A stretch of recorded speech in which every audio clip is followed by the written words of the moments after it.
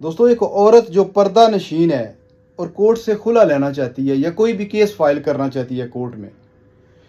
تو وہ بغیر کورٹ میں جائے بھی اپنا کیس فائل کر سکتی ہے، کیونکہ اس کیس میں آنریبل لاہور ہائی کورٹ نے یہ الٹ کیا کہ کوئی بھی پردہ نشین عورت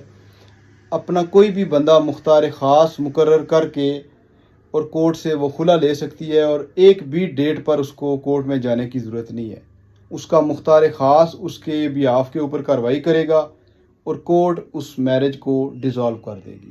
اور قطعاً اس کو فورس نہیں کیا جا سکتا کہ وہ لیڈی کورٹ میں آ کر ریکنسلیشن کرے، رضینامہ کرے یا ایون کوئی اسٹیٹمنٹ ریکارڈ کروائے۔ اس کا کوئی بہن بھائی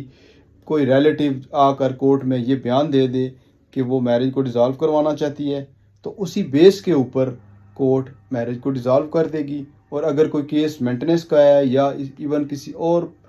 قسم کی لٹیگیشن اگر وہ کرنا چاہ رہی ہے اور وہ پردہ نشین ہے، وہ نہیں آنا چاہتی کورٹ میں، تو کورٹ بالکل اس کی غیر موجودگی میں تمام اس کے رائٹس کی پروٹیکشن کرے گی۔